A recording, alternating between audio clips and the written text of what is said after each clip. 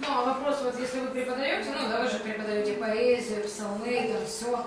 Ну, что вы думаете конкретно по поводу барабанов? So, if you are teaching such subject as, psalm, chord, which connected with music, so what do you think about drums? That's your question. I knew this was going somewhere. Я знал, что где-то это появится. And so there's percussion instruments in the Bible. Но есть в Библии перкуссионные инструменты. They didn't have electric guitars. Не было там никаких электрогитар. As far as I know. Насколько я знаю. Yeah. But they did have stringed instruments. Но у них были струнные инструменты. And a piano is technically a percussion instrument. Ну и пианино, вообще говоря, технически было таким перкуссионным инструментом. So, I'm really not, I'm not against any kind of instrument. Ну, вообще-то я не против никакого вида инструмента. So let's number one, since we're talking about music and the songs. Ну и, во-первых, да, давайте несколько заметок. Да. Поскольку мы говорим о музыке и о псалмах. Okay. Number one, the music has to match the content of the song. Музыка должна соответствовать содержанию песни. Okay, so if it's a contemplation song, we want contemplation music. То есть, если песня, например, такая, ну, включающая размышления, какой-то очень глубокий текст, содержательный, да, то мы ожидаем, созерцательный, да, что мы ожидаем соответствующей музыки такой. So we have to be careful what music we choose for the words of the songs that we sing. И потому нам нужно быть очень внимательными в том, какую музыку мы выбираем для тех псалмов, которые поем. And I'll give some examples of that in a little bit. И я вам приведу некоторые примеры этого через какое-то время. Through some recordings. Ну, я вам даже записи там послушаю. Okay, so for in fact, let's go to Psalm 90. Ну, например, давайте вот Псалом 89. Let's see.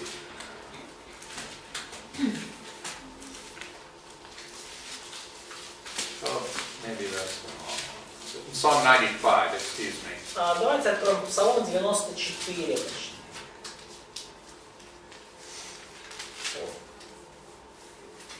Come, let us sing for joy to the Lord. Yes. What translation do you use for it? New American Standard is Okay, so usually for Old Testament. Will be New American Standard. Okay. Okay, what kind of music should we put to this song? Хорошо, какого рода музыку стоит использовать для этого псалма? Какой? 5 или 94. Kind of triumphant, kind of. Right.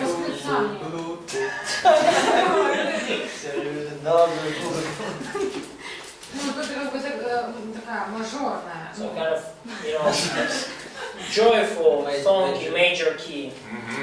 Yes. Okay. So let's go to Psalm 137. Хорошо, давайте теперь Псалом 136 откроем.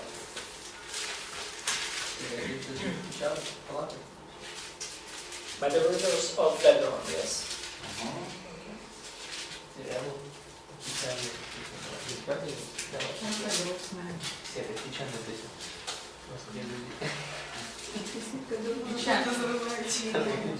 Понятно, печально. Sad, quiet. Minor key. Минорная, да?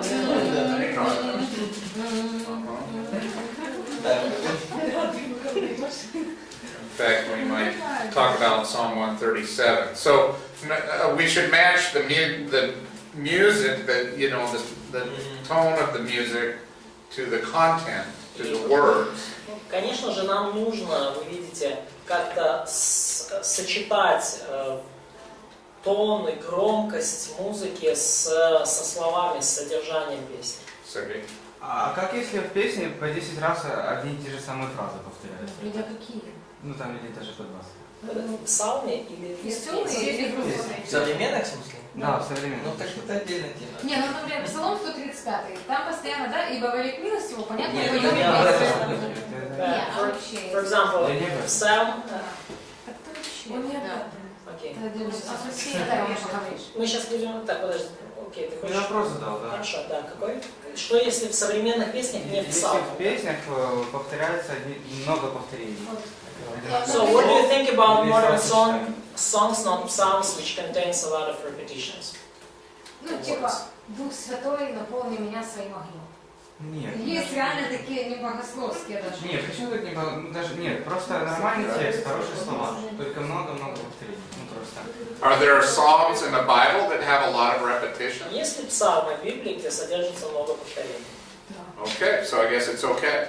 Поэтому я думаю, что все нормально. Not all the time, please. Не всегда, конечно же. Okay. Go to Psalm 33 Откройте Псалом 32, and verse 3. стих 3. Мгм. 32 стих 3. Sing to him a new song, yes? Well, yes, what does it say? Sing a new song. Что здесь говорится? Пойте ему новую песню. So we're commanded to write new songs. Потому нам повелено писать новые песни. So we're not restricted to just what's written in the Bible.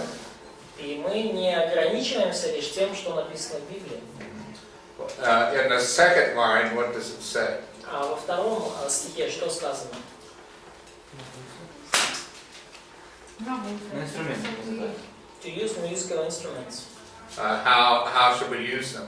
Как? Ниже, ну, в третьем, стройное с восклицанием, это третий. Does it say like skillfully? Это in verse 3 or verse? Yeah, second line of verse 3. Да, Play третья, skillfully. да, вторая строчка третьего стиха. Yes, стройно пойте, да, то есть как бы с и But do it very well. то есть играйте, но играйте хорошо. And so we shouldn't be sloppy. То есть нам нельзя, ну, скажем так, ну, абы как играть. Самодеятельно. So Psalm 137, maybe acoustic with just the accompaniment of a flute or a stringed instrument. Ну, вот, поэтому Псалом 136, может быть, это просто там акустическая гитара, может быть, еще с флейтой или там скрипочкой, каким-то струнным инструментом. What about Psalm 95? А что насчет Псалма 94? Electric music okay? Ну, электронная музыка нормально? Well, I think it'd be great for Psalm 95. Я думаю, что это будет замечательно для Псалма 94. I think you should shout. Я думаю, вам нужно восклицать, кричать громко. Any other questions about music and the songs? What, you know, Есть ли еще instruments? вопросы anything? по музыке, песням, инструментам? Как по поводу того, что в церквях используют песни для того, чтобы люди покаялись в плане эмоционального влияния на человека? So what do you think about using some kind of emotional songs in some churches, especially during the altar call? So to kind of encourage people to, you know, Emote. give their life to Jesus. Okay, so let's talk about emotion and singing. Давайте поговорим об эмоциях и пении. Psalm 137. Псалом 136. In the second line, Во второй строчке. by the rivers of Babylon, there we sat and wept. На приреках Вавилона, первый стих, там сидели мы и плакали, When we remembered Zion. когда мы вспоминали о Сионе. Okay. So let's say that someone who was there during the first days of the exile. Вот подумайте о тех, кто был там в Вавилоне в первые дни, в первые годы изгнания.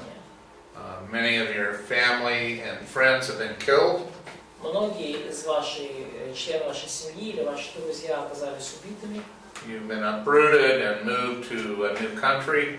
Вас просто сняли с места и переселили в другую страну. And so this is the song that was written И вот эта песня, которая была написана вот в это время, to remember that. чтобы помнить об этом. And if you sang it 10 years after it happened, И если вы поете это 10 лет спустя после событий, would you still be emotional? будет ли она все так же полна эмоций? Probably. Наверное. So it's okay to emote.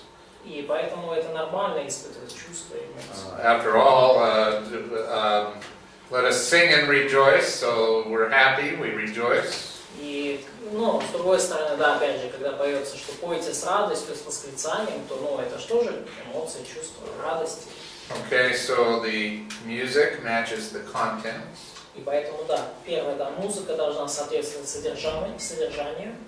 Major key for Psalm 95. Minor key for Psalm 137. То есть мажорная тональность для Псалма 94, минорная для Псалма 136. Okay, so sure, music is designed to stimulate emotion. И, конечно же, музыка создана для того, чтобы пробуждать какие-то чувства. However, I know what they're doing in altar calls. И так или иначе, я знаю, что бывает, люди делают во время призыва к покаянию. And of course, the most important thing we do in any ministry or worship service is we think. И, конечно же, самое важное, что мы делаем при любом служении, в том числе и служении поклонения, богослужении, это мы думаем. God looks on the heart. И Бог смотрит на наше сердце. And sometimes I think that the heart of some people is about numbers. И, как мне иногда кажется, у некоторых людей иногда сердце больше сфокусировано на числах. And sometimes that's what church service is about, to get more people to their altar call. И порой вот именно церковное богослужение превращается в такую гонку чисел, то есть как можно больше людей вытащить на призыв покаяния. To count the number of people that they baptized Посчитать, сколько людей они покрестили. in the last month of the last year. И, за последний месяц или последний год. And that's not a very good motive. И это не самый лучший мотив. So why what kind of music you're choosing and why you're choosing it is important. И потому, какого рода музыку вы выбираете и почему вы ее выбираете, это важно. Yeah, so I hope that helps a little bit. Я надеюсь, это немножко помогает. Yeah, but repetition's the same way. There are some psalms that have repetition. То же самое с повторениями. Есть песни, в которых есть повторение. And there are psalms that have no repetition. Псалмос. Да, и есть псалмы, где есть повторение, есть псалмы без повторений. Okay. Еще Let's. вопрос. Дальше. Когда мы поем в церкви, к примеру, мы можем петь, как бы, есть текст, мы поем его автоматически, даже не осознавая слова, которые мы поем. Насколько это правильно делать? So, we sing in church and the song is familiar. Sometimes it seems like we're singing on our autopilot. So we just sing lines which are familiar for us, and we are not meditate on them. We are not. Okay. So let's talk about two kinds of repetition. Давайте поговорим о двух родах повторения. Okay. Sometimes you repeat something so often that you forget it. You forget the meaning. И бывает так, во-первых, да, что иногда вы так часто что-либо повторяете, что начинаете забывать содержание. То есть вы начинаете терять из виду содержание. Autopilot. Автопилот. Sometimes you repeat things in a different way. Иногда вы повторяете, но по-разному. Same concept, different words. Та же концепция, но разные слова. Okay. There are 3 kinds of parallelisms: Есть, помните, да, 3 вида параллелизма. synonymous, Синонимический, antithetic, антитетический, and then the synthetic. и синтетический. All 3 of those are kinds of repetition. И все они, между прочим, это своего рода повторение.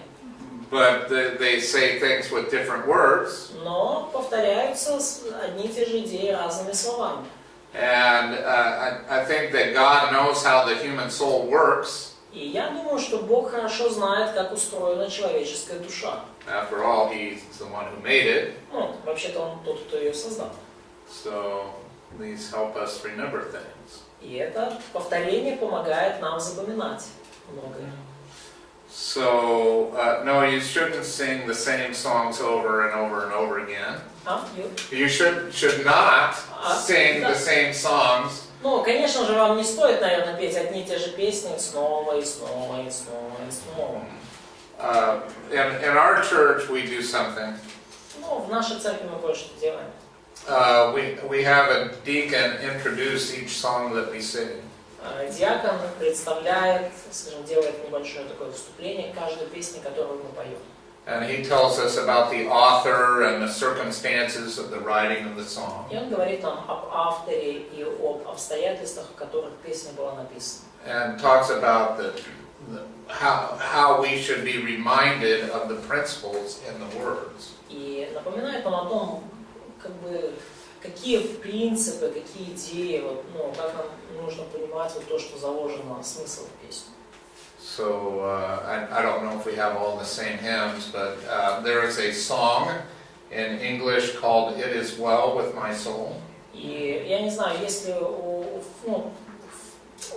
у нас, повторяются ли вот у нас эти песни, знаете ли вы песню «Ты со мной, да, Господь»? Течет ли жизнь мирно? It is well. Течет ли жизнь мирно? Yes. Okay. Who knows what that was about? Who knows what happened to the author before? Кто знает, о чем песня вообще, что случилось с автором ее? Nice. No. His wife and daughters had died. Его супруга и дочь погибли в shipwreck, yes? В кораблекрушении. So when we sing that, we sing it when we've gone through sorrows. И когда мы поем эту песню, мы словно проходим с автором через его скорбь. So, sing. Или песня о Grace, о благодати, тоже автор. Or Amazing Grace.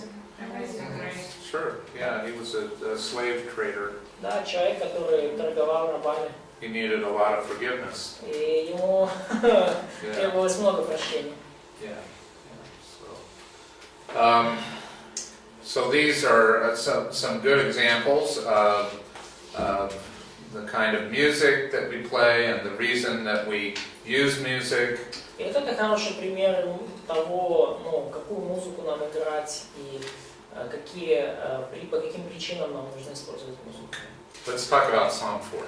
Хорошо, давайте поговорим о Псалом 39. Psalm 40 is an example of a prophetic psalm. Псалом 39, то есть, 39 это пример пророческого псалма.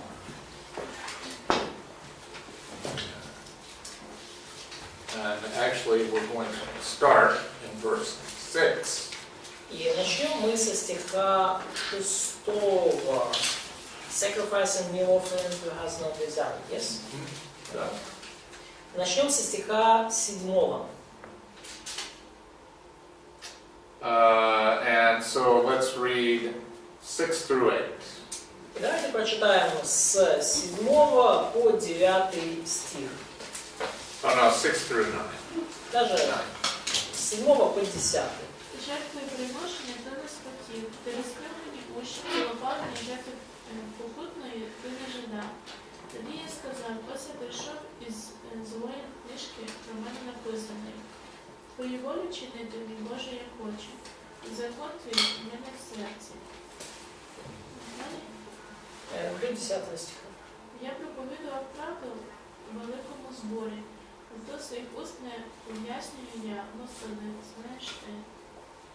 Спасибо. What is the scene? Where is this taking place? А где мы это видим? Где это происходило, описанное здесь? Евреи. In Hebrews? In Epistle to Hebrews? No, what location? Место, в котором происходили здесь описанные события. Географическое место? There's a clue in the text in verse 9. Что вот здесь, ну то есть зацепка в тексте это стих 10.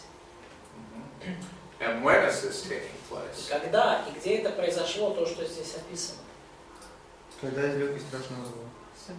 Собрание. Я возвещал правду твою в собрании великом. Это, Я не разбираю где-то. Ну, случайно в храме, когда он Исаия читал, нет? So it's in a synagogue when he read в синагоге Isaiah, the passage from Isaiah. Okay. Now, let's go to Hebrews 10:5. Хорошо, теперь давайте откроем Евреям 10:5. And just don't repeat the psalm, but just the introduction that the writer of Hebrews gives us. Ну и не перечитывайте все, просто вступление, которое дает автор послания к евреям в 5 стихе. Тому доповідачи світ, він говорить, жертви і приношення ти не схотів, але тіло мені приготував. So it says, therefore, when he comes into the world. То есть сказано, да, посему Христос, входя в мир. Now that's not anywhere found in Psalm 40. Ну и мы ничего подобного не видим в Псалме 39. So what's he talking about? Но о чем же он говорит? About incarnation. Who is coming into the world? Кто входит в мир? Son of God, Jesus. Right. Okay, so where is this taking place? И где это происходит? No. No? It says before the great congregation. И здесь говорится, что перед великим собранием. So was Jesus born in Jerusalem? Родился ли Иисус в Иерусалиме? No. Нет. So where else is there a great congregation? Но где же еще великое собрание? In heaven. Okay, so the scene is in heaven. Вообще вся эта сцена происходит на небесах. The great congregation are all the angels gathered. Великое собрание — это все ангелы, собранные вместе. And so, who is speaking these words? И кто говорит эти слова? Ну, сейчас речь про 39-й псалом. Да, сейчас идет речь про Псалом Давида. Псалме Давида говорит. Ну, Давид говорит. So David actually wrote the psalm. But who spoke the words? Но кто говорил слова? Jesus.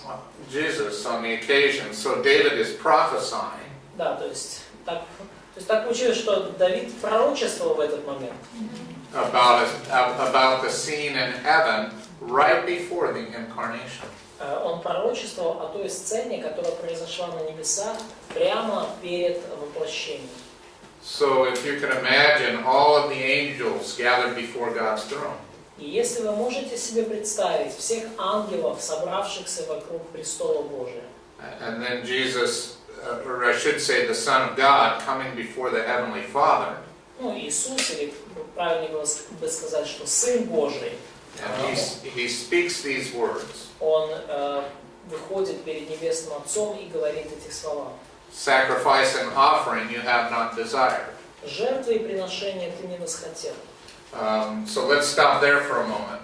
Давайте остановимся здесь на секунду. Does that remind you of anything else? Напоминает ли вам это о чем-то еще? Like Hosea 6:6, do you know? Как, например, Осии 6:6. Do you remember this verse? Right, the life and the reality.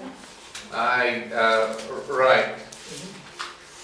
Осии 6:6. Прочитайте кто-то. Твоей милости хочу, а не жертвы. и боговедение более, нежели всесожжение. So do you think God was really satisfied by all the blood and all the dead animals? Как вы думаете, был ли Бог в полноте удовлетворен всей этой кровищей и всеми этими мертвыми животными? No, they were a symbol of something. Да, все это было символом чего-то. All right, but God doesn't like big piles of dead animals. Но Богу совершенно не нравятся сами по себе просто большие кучи убитых животных. Okay, so he's not satisfied by that. Do you know the word propitiation? Он не удовлетворен этим. Знаете ли вы слово умилостивление? Нет, Дэниел. И акт это знаем. А? Про акт это тоже знаем, мы понимаем. And also the act of propitiation, the tabernacle, they had a great class in soteriology and so on. Right. So you understand that it's really only the Son's sacrifice that will satisfy the justice of God. И вы понимаете, что только жертва Сына могла в полноте удовлетворить Божью справедливость. So isn't it interesting that when Jesus, right before he becomes man, he says this? И не интересно ли это, что прямо вот перед тем, как стать человеком, Иисус сказал вот эти слова? Okay, let's go to the next line. My ears you have opened in Psalm 40 verse 6. И в Псалме 39, давайте еще прочитаем следующие слова. Ты открыл мне уши в 7 стихе. Okay, it actually in the original Hebrew it says dug, like God shaped the ear, like He made the shape of it. Да, то есть и в оригинальном еврейском он как, ты мне просто вот как вылепил, сформировал уши. Like a sculptor. Как скульптор, да, то есть ты вот мои уши вот ты каким-то образом, не просто открыл вот так, да, а сформировал. So go back to Hebrews 10. Откройте снова Евреям 10 главу. It says something different, doesn't it? Там уже сказано что-то другое. Verse 5. 5 стих. Тело уготовал мне. But a body to has prepared. So let's compare. Ears you dug for me, a body you prepared for me. Давайте как-то совместим, да, уши, которые ты мне открыл или вылепил, да, и тело, которое ты мне приготовил. Is it talking about the same thing? Говорится ли здесь об одном и том же? Не очень. Okay, so the ear is one part of the body. Да, уши это как бы одна часть тела. Okay, so it's a substitution of the part for the whole. Да, то есть это заместительная часть за все. So making one part of the body can stand for the whole body. И, в общем-то, и создание одной части тела, в принципе, оно, как заменяет или представляет создание всего тела. Was Jesus just an ear? Был ли Иисус всего лишь таким одним большим ходячим ухом? Like when you saw him, there was just an ear there, Когда вы его видели, видно было только ухо. Два уха. Голова и рук. It was having 2 ears. Это у нас так говорят, типа, тупик человек, или это что забывать, голова и 2 уха. So we're not misquoting here. There's not a mistake or anything, right? Мы здесь не используем цитату ложно, это не ошибка какая-то. Yeah. Let's go on to verse 7 in Psalm 40. И давайте в 8 стих, 8 стих 39 псалма. And let's see, we're supposed to stop soon, right? Okay, just one moment. Нам нужно скоро остановиться, но еще один момент. Then I said, behold, I come, in the scroll of the book it is written of me. Тогда я сказал, вот иду, в свитке книжном написано о мне. Okay. What's the scroll? Okay, well, let's talk about that. Давайте об этом поговорим. It's the Hebrew word Megillah. Еврейское слово могила. And it's actually talking about a small scroll. И говорится здесь о небольшом свитке. Okay, so picture a scroll. Ну, представьте себе свиток.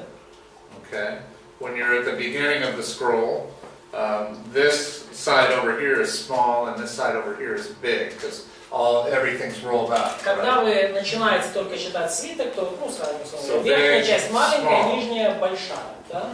Okay, so this is talking about the small side of the scroll. И поэтому вот здесь это слово говорит о малой стороне свитка. And it means that right in the very beginning of the scroll. То есть о самом начале свитка. То есть идея в том, что вот написано в самом начале свитка. So in the Hebrew mind, how many books are in their library? Но in Hebrew... Yeah, like for an ancient Hebrew, how many books did they have? Хорошо, но вот в среднестатистического еврея сколько книг или свитков у них было в библиотеке? Один. Одна. Well, один with piat, right? Yeah. Да, Yeah. одна, которая состояла из пяти. Yeah, right. So there's one book with 5 parts to it, Была одна большая книга с 5 частями. but it's all one scroll. Но это все был один свиток. Okay, so at the very beginning of the Bible, does it talk about Jesus? В самом начале Библии говорится ли что-то об Иисусе? If you told me where's the earliest mention of the Savior, where would you say it? Когда, если я вас спрошу, да, когда самое раннее упоминание о Спасителе, что вы скажете? Бытие 3:15. Genesis 3:15. Okay. So Genesis 3:15. 3:15. So Genesis 3:15 and a little part of the scroll? Бытие 3:15 это небольшая часть свитка, да? Да. Yeah. So he's saying even in the very beginning it talked about me. То есть он говорит, по сути, даже в самом начале уже этого свитка обо мне написано. Okay, so let's go ahead and take a break and we'll keep talking about this psalm when we come back. Давайте сделаем перерыв и вернемся и продолжим говорить.